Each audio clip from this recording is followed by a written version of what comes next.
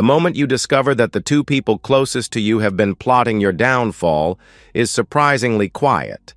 There's no dramatic music, no sudden flash of lightning outside the window, just the silent ticking of my watch as I stared at the email from my private investigator, the attached photos showing my wife of 18 years kissing my business partner in the shadows of a hotel parking lot. I had built an empire from nothing, but I never saw the collapse coming from within.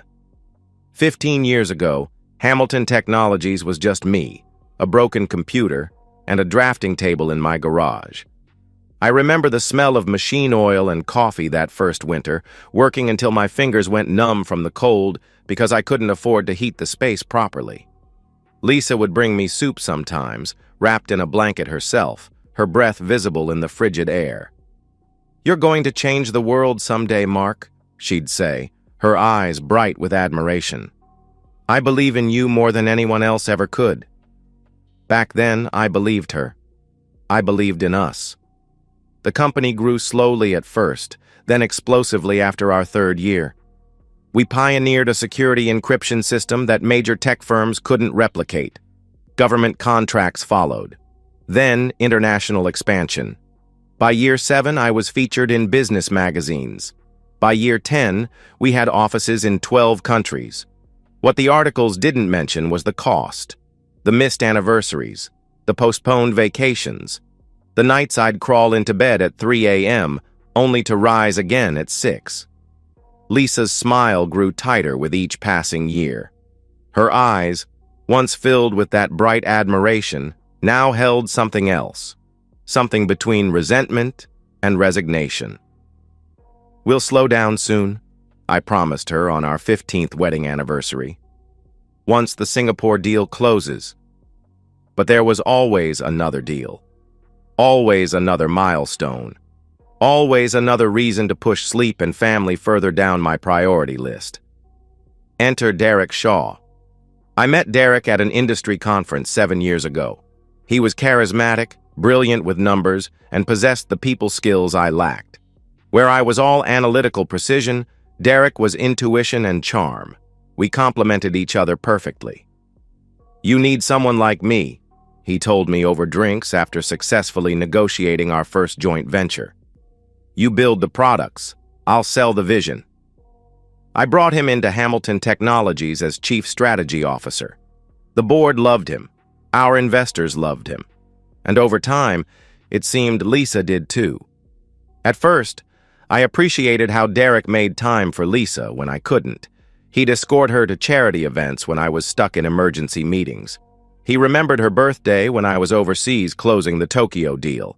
He sent flowers to our house when I forgot our anniversary for the 3rd consecutive year.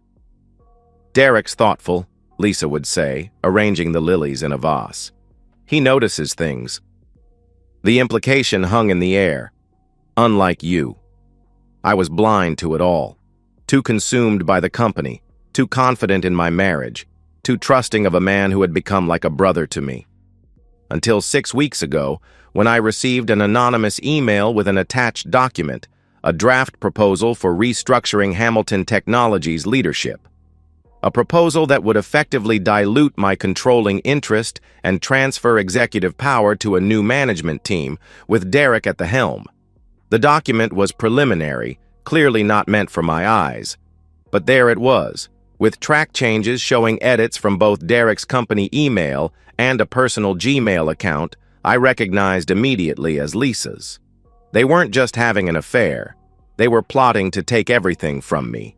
Something inside me, something that had been dormant for years while I built my business, suddenly awakened. A cold, calculating clarity I hadn't felt since those hungry days in my garage. I closed the email, deleted it from my server, and made a decision. I would not confront them. Not yet. Instead, I called Emily. My sister had been my silent partner since day one. While I was the public face of Hamilton Technologies, Emily operated in the background, managing our family's investment portfolio after our parents passed away. She had invested our modest inheritance in my startup and had maintained a small but significant stake in the company. More importantly, she was the only person in the world I trusted completely. "Are you certain?" Emily asked me, her voice steady as always despite the bombshell I'd just dropped. We sat in her minimalist downtown apartment, far from any potential eavesdroppers. I slid my phone across her glass coffee table. "See for yourself?" She read through the emails, the document drafts, her expression unchanging save for a slight tightening around her eyes. Finally, she set the phone down. "What do you want to do, Mark?" I looked out at the city skyline through her floor-to-ceiling windows. My company headquarters was visible in the distance, the Hamilton logo illuminated against the night sky. "I want to let them think they've won," I said softly.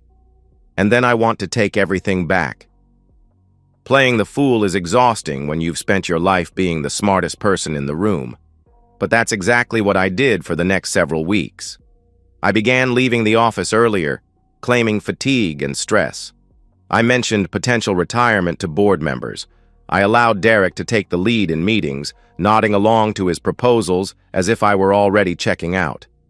At home, I made a show of drinking more than usual. Nothing dramatic, just enough for Lisa to notice and report back to her lover. I left financial documents conspicuously open on my home office desk. I even started therapy, making sure Lisa knew about it.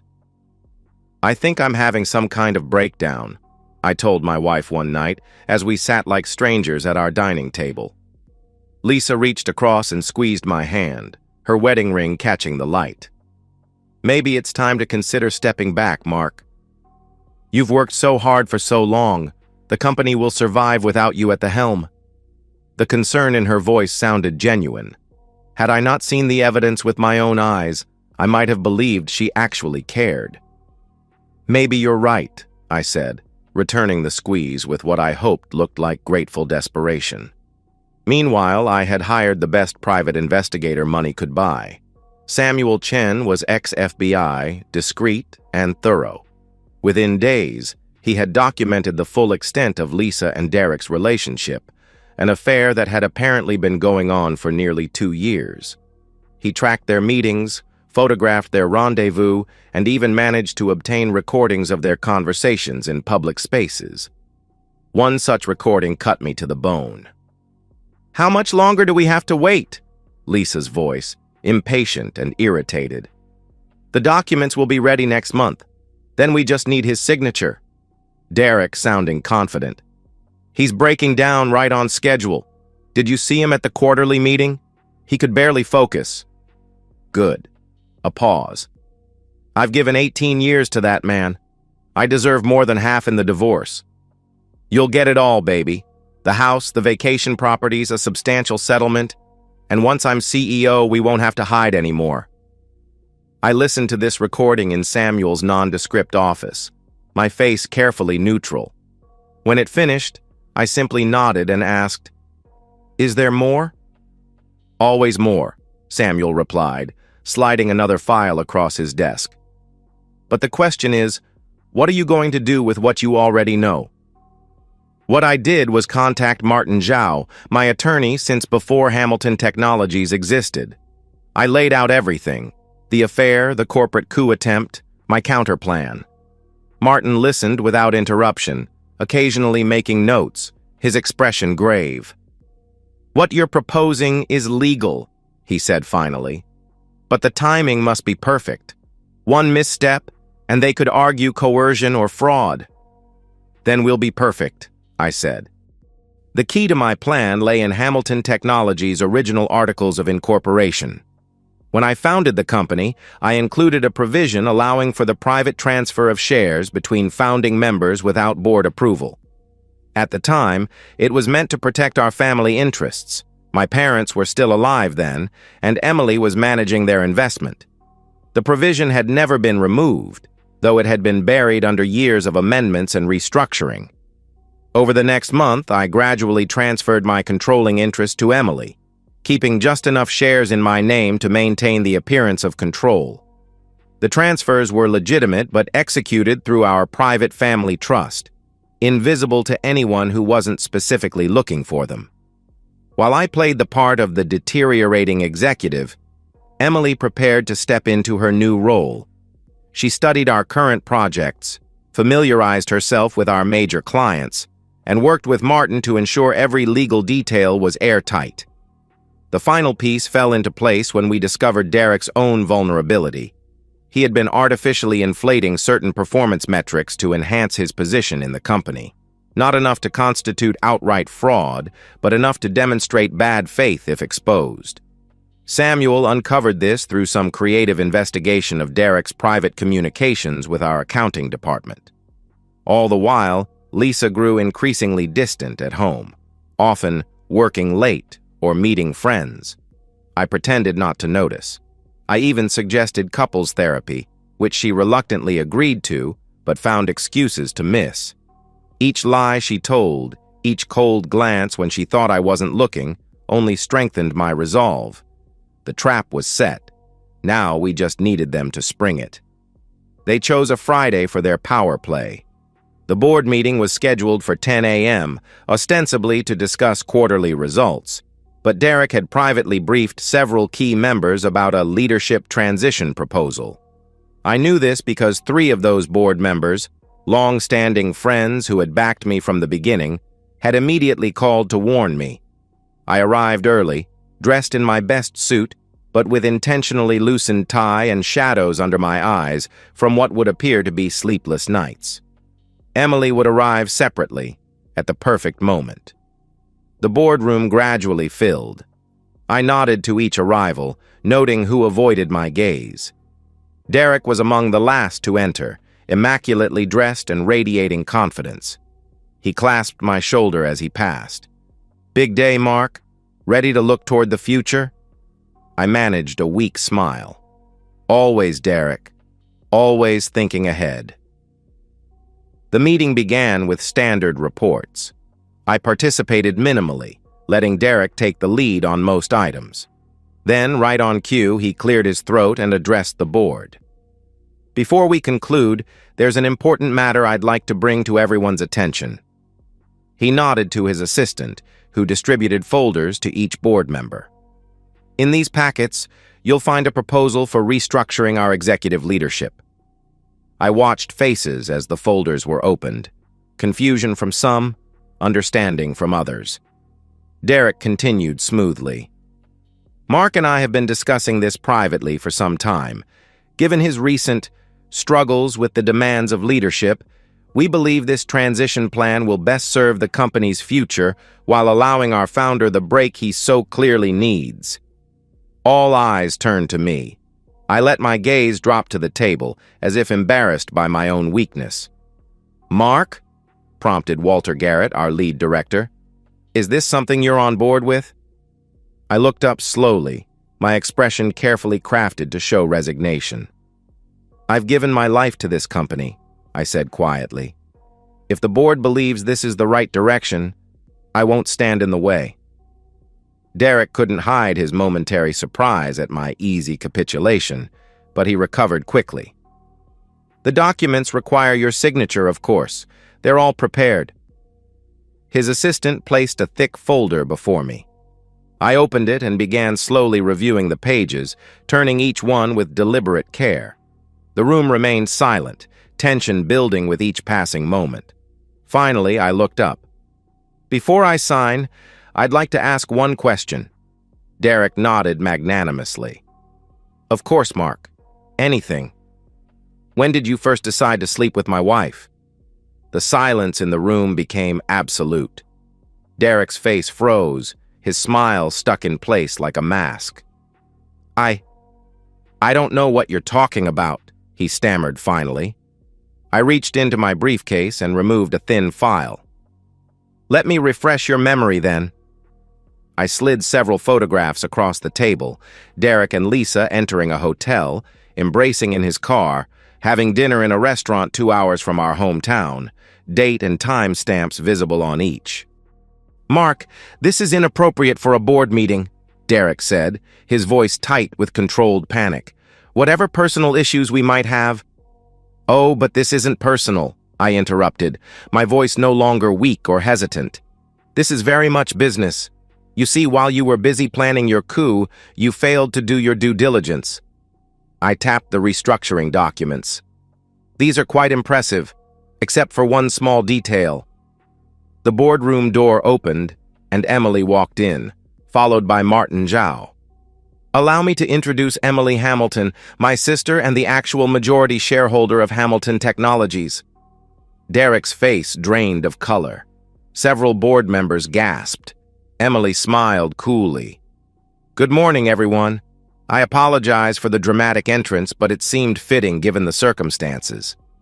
Martin stepped forward, distributing his own set of documents. These papers confirm Ms. Hamilton's controlling interest in the company.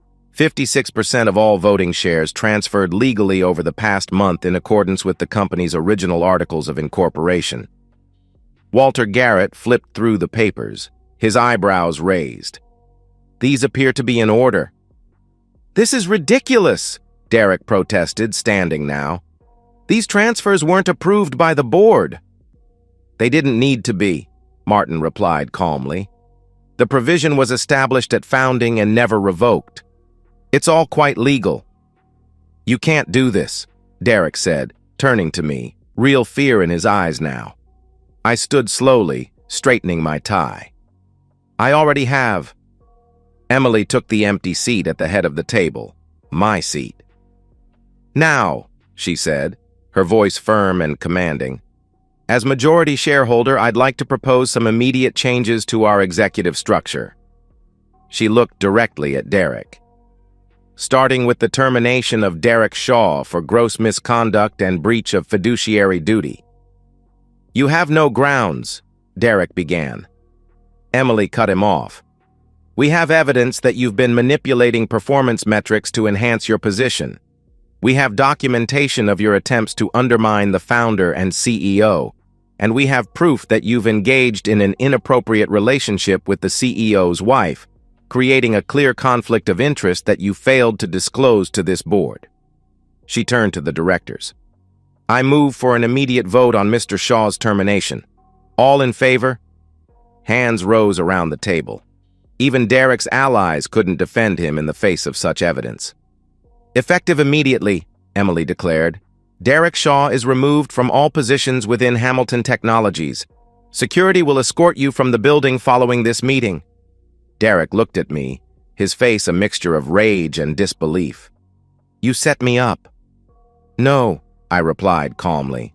I simply waited for you to reveal who you truly are. I gathered my papers and stood. You told me once that I build the products while you sell the vision. The problem is, Derek, it was never your vision to sell. As security arrived to escort Derek out, I walked from the boardroom without looking back. For the first time in months, I could breathe freely again. One battle won, one more to go. Lisa was waiting for me at home that evening, pacing our living room with nervous energy. She must have heard from Derek already. What happened at the meeting? She asked as soon as I walked through the door, trying and failing to sound casual. I set my briefcase down and loosened my tie. Would you like the official version, or the truth? Her face paled slightly. What do you mean? The official version is that Derek Shaw has been terminated for ethical violations and breach of duty. The truth is that your lover tried to steal my company and failed spectacularly. Lisa's composure cracked. Mark, I don't know what Derek told you, but stop. I held up my hand. Just stop. I have the emails, Lisa. I have the photos. I have recordings of you planning your future together, a future funded by my life's work. She stared at me, calculations visibly running behind her eyes.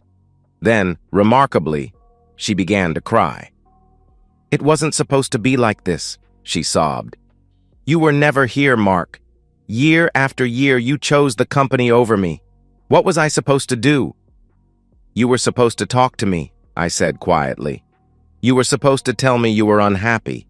You were supposed to ask for a divorce like a person with integrity, not plot behind my back to take everything I've built. I deserve something for all these years, she said, her tears suddenly drying. I supported you from the beginning. I sacrificed too. You'll get exactly what you deserve, I assured her. Martin will be in touch with the divorce terms. Terms? Her voice rose. I'm entitled to half of everything, Mark. That's the law. I smiled for the first time. Well, here's the interesting part, Lisa. Most of what you think I own, I don't anymore. The company shares, transferred to Emily, the properties in Aspen and Carmel, sold last month to a private buyer. Actually a trust I control, but you'll have fun trying to prove that. The art collection? Donated to museums with long-term loan agreements back to me personally. Her face contorted with rage. You can't do that. It's Marshall property. Some of it, yes. And you'll get your fair share of what remains, which is considerably less than you and Derek planned for. The courts tend to take a dim view of spouses who conspire to defraud their partners. I removed an envelope from my inner pocket. These are the divorce papers, your copies. Mine have already been filed. Lisa snatched the envelope, tearing it open. You're asking for the house? She gasped, scanning the documents. I built it, I replied simply. But I'm willing to be generous with liquid assets. You'll have enough to live comfortably, just not extravagantly, and certainly not with Derek. I doubt he'll be much interested anyway, now that the golden parachute has failed to open. I'll fight you on this, she warned, clutching the papers. I'll tell everyone what a cold, absent husband you were. You're welcome to try, I said, picking up my briefcase again. In the meantime, I'll be staying at the Four Seasons until you find new accommodations.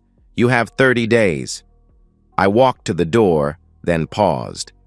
18 years, Lisa. That's what you said to Derek, that you'd given me 18 years. What you never understood is that I gave you those same 18 years. The difference is, I meant my vows.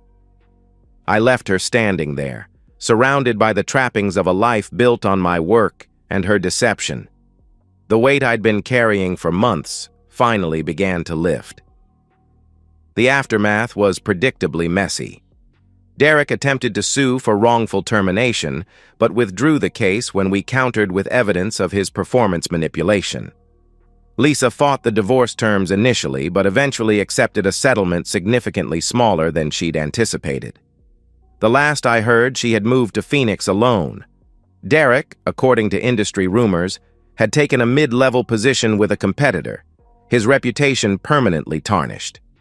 Emily remained as majority shareholder but appointed me as CEO once again, this time with a renewed mandate from the board. We restructured the company's leadership, promoting from within rather than bringing in outsiders. Trust had become my most valued currency. 6 months after what company insiders now referred to as the event, Emily and I stood in my office, watching the sunset paint the city skyline in shades of gold and purple. We had just closed our most successful quarter ever. To resilience, Emily said, raising her glass of bourbon. I clinked my glass against hers. And to patience. Was it worth it? She asked after a moment. The price you paid? I considered the question. The loneliness of my empty house. The nights I still woke up reaching for someone who was no longer there. The knowledge that the two people I had trusted most had valued me only for what I could provide them. I didn't pay the price, I said finally. They did. They thought they were taking everything from me, but they only took things. The company, the marriage. Those can be rebuilt or replaced. And what can't be? I looked at my sister. The one person who had stood by me without condition or expectation. Integrity, I answered. Once you sell that, the cost is permanent. We finished our drinks in comfortable silence, watching as the city lights came on one by one, creating constellations against the darkening sky. I thought about the long road ahead, rebuilding trust, perhaps even opening myself to the possibility of love again someday. But not yet.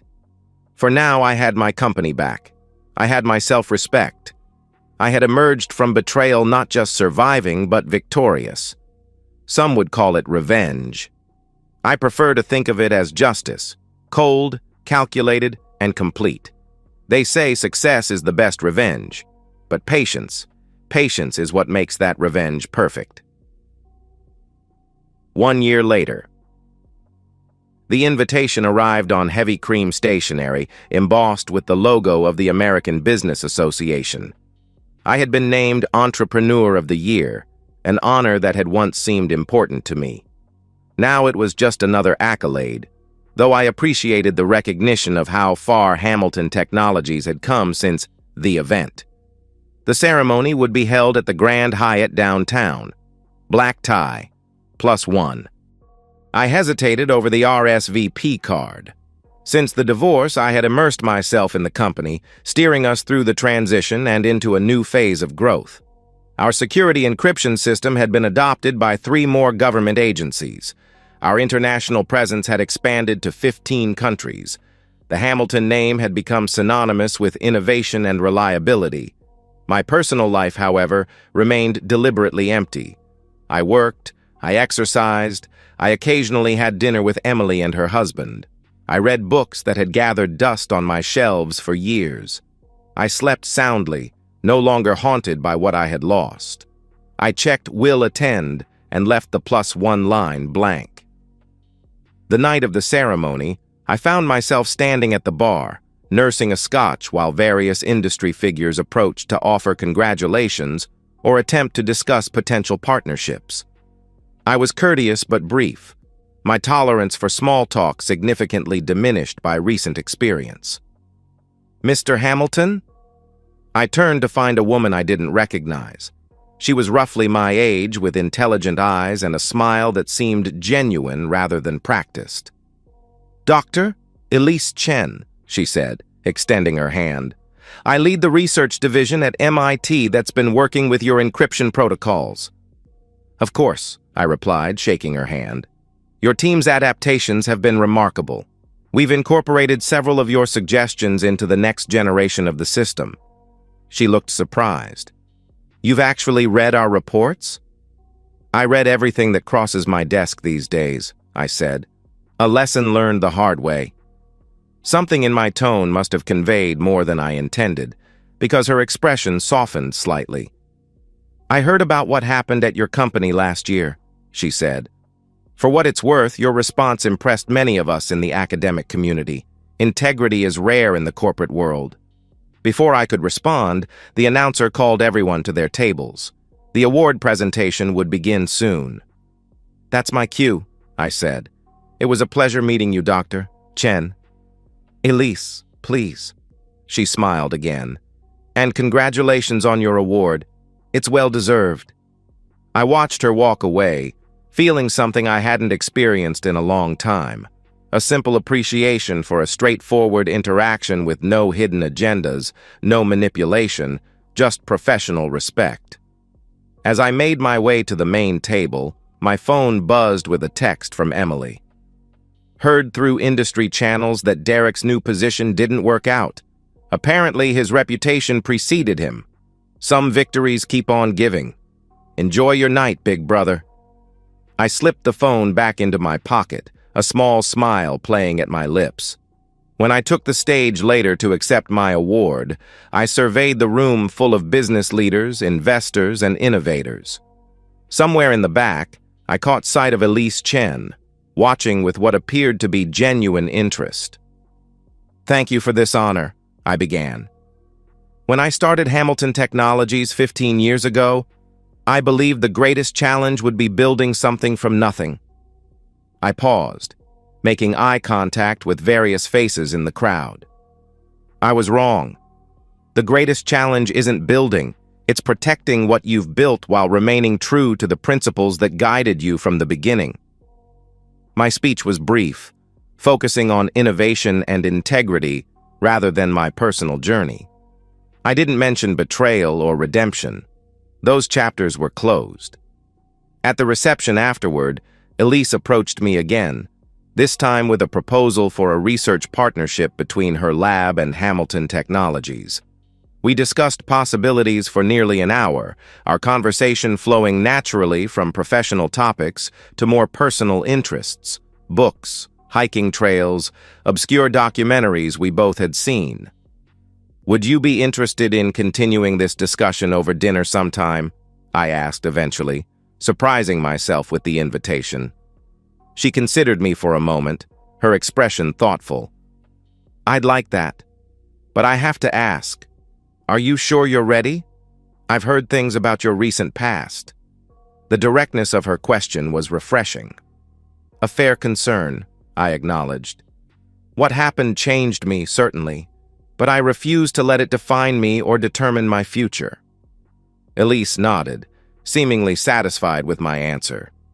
"Then yes, dinner would be nice." As I drove home that night, a ward in my trunk and Elise's contact information in my phone, I felt something close to contentment. Not happiness, exactly. That would take more time, but a sense that the next chapter might be worth reading. My house was quiet when I arrived, still too large for just one person. But it was mine, uncontaminated by deception. I had considered selling it after the divorce was finalized, but ultimately decided against it. Some battles were worth fighting simply on principle. In my home office, I stopped before the wall where I displayed the original Hamilton Technologies business plan, framed alongside a photograph of that first garage workspace. I had added a new item recently, a simple quote printed in clean, elegant font. "The two most powerful warriors are patience and time."